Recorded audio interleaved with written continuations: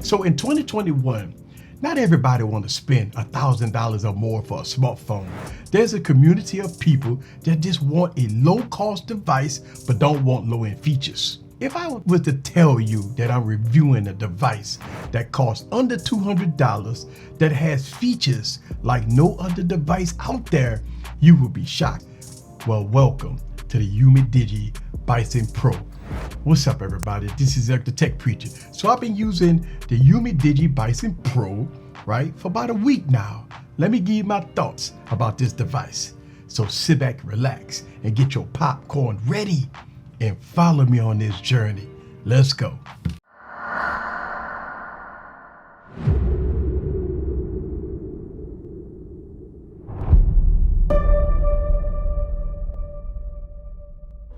What's up, guys? This is Eric back with another video. So this is my first Umidigi smartphone.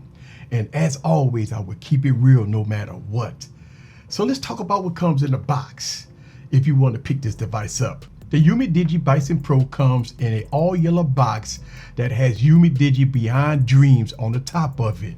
When opening up the box, you're greeted to the phone.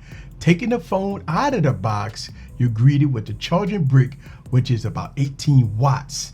Also, you have a red USB Type-C to USB-A cable in the box. And lastly, it's the starter guide, which is really good. So this device for under $200 give you the necessities that you all need to make it happen.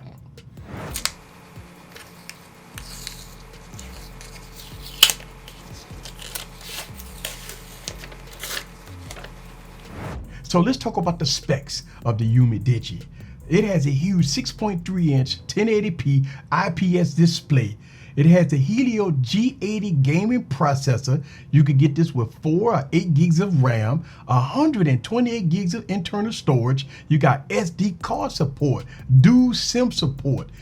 And I mean, wow, that's a lot. On the back, you got a triple camera setup, 48 megapixels, 16 megapixel, and a 5 megapixel camera. Also, you have a flashlight and an infrared thermometer. That's right, this device has an infrared thermometer on there, which I will show you in this video. So as far as video, this device can shoot up to 1080p, 30 frames per second. Wow, but you know what? I'm not done. This device has an IP rating of IP68 and IP69K water and dust resistance. Man, that's a lot. And power in this device is a 5,000 milliamp battery. And lastly, this device is running Android 11 with June security patch. And the cost of this device is between $160 to $179. I will leave those links down in the description below. Just those specs alone, this device is worth more than $200.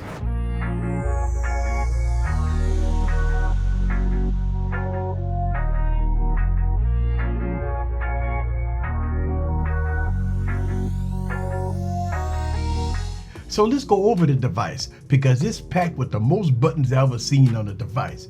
On the right side, you got your volume up and down. Next, you have your power button.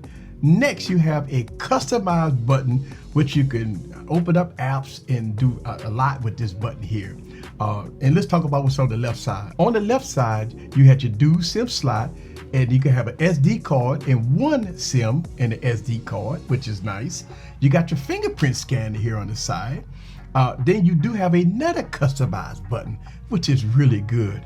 1080p display on the front with a pre-installed screen protector. Wow, that's a lot. And at the top, you got a headphone jack. Yes, this device has a headphone jack. And at the bottom, your charger port is USB Type-C, and you got one speaker grill here on the side. So this device is packed to the gills with stuff. And we still talk about a device that costs under $200. Whew. That's nice.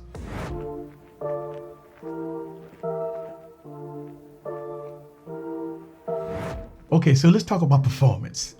This device has a gaming CPU. That's what they're saying. And it comes with 4 or 8 gigs of RAM. I got the 4 gigabyte of RAM version. My expectations is very low.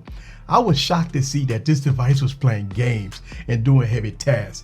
Look, I was playing Call of Duty and Dead Trigger 2, and I didn't get no issues, no hiccup, no stuttering.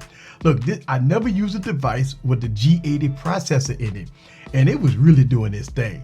And it didn't even get hot. So I'm pretty much blown away about the performance. Now look, make sure we understand something. This is not an 888 processor. Just don't have 12 gigs of RAM. But the price point, under $200, I'm overall impressed of the performance of this device. And this device don't have a 120 hertz display. It don't have all those high-end features, but it does the job very well as far as performance. So again, my expectations about performance was really low with this device, but I was blown away that I was playing games and it didn't hiccup and it didn't stutter. So that's a good thing. So let's talk about the display. On this device, you got a 1080p IPS display. Look, it's fair colors here, a bit muted. At this price point, I can excuse that. Also, the brightness level is not too bright, but it's okay when you want to take this outside. I did have some issues when I was outside using this device. I mean, it wasn't that bright, but I did see the icons and I was able to interact with the device. But overall, the display could have been a little better, but I do understand for under $200, you can't expect any more. I mean, this device is really good, feature packed for under $200. So, you know, when you talk about low expectations, I think so far this device have kind of blew me away for the price point. Okay, so let's talk about these cameras, right? Once again, I keep talking about the price point. I just want to remind you guys that this device costs under $200. Again, my expectations about the cameras is pretty low, but when using the cameras, the photos was okay. Much detail than I expected. You know, zooming in, it was not the best when I did some zooming in, but the video was okay, right? No stabilization, but you kind of expect that out of a $160 phone. So you don't have no optical image stabilization on this device. But it did a fairly decent job. You got to have steady hands with doing video. Now the front-facing camera pretty much suffered with muted colors and clarity. But again, I expected that. Again, I came in with low expectations. But overall, it's not the best, but it's not the worst.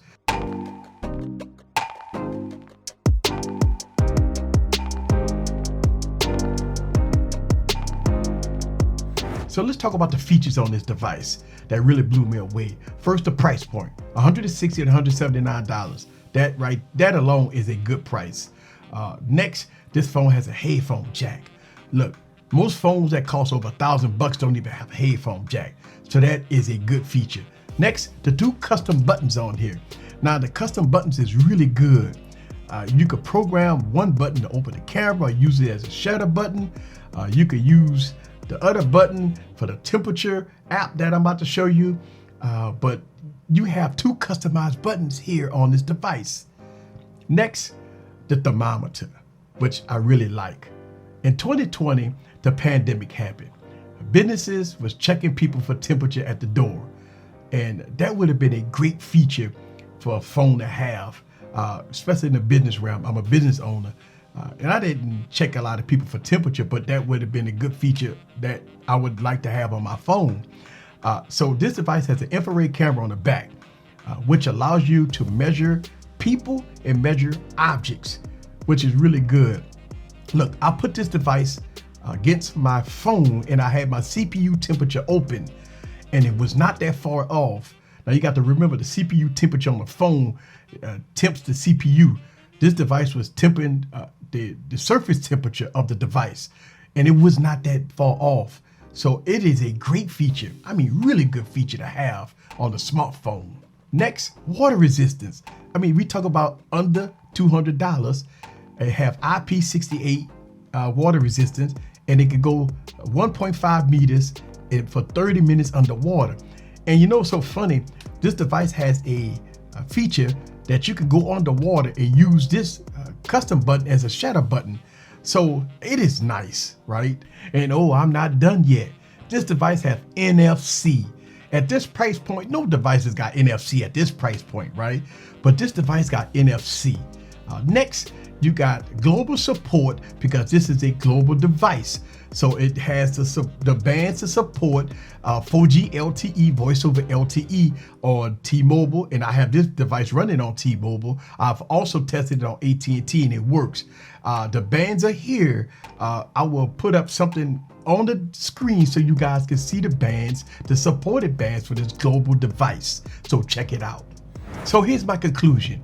And some of the things that I don't like about this device. First, the fingerprint scanner. Look, the fingerprint scanner is on the left side.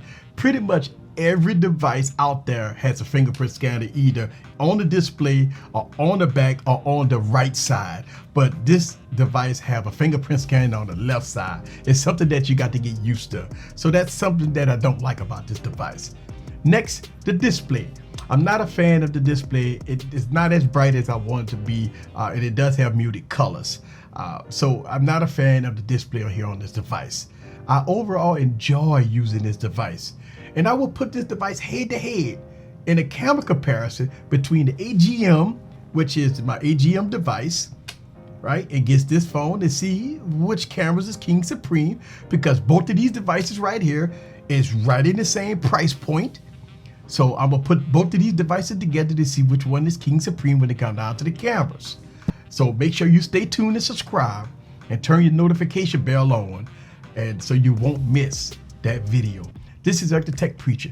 Leave a comment down below. I will leave all links down in the description below if you want to pick this up. Look, I got further coverage to go with this device, so no worries. I'm going to give you everything in the kitchen sink about the Umidigi Bison Pro. This is Eric. See you guys on the next video. Peace.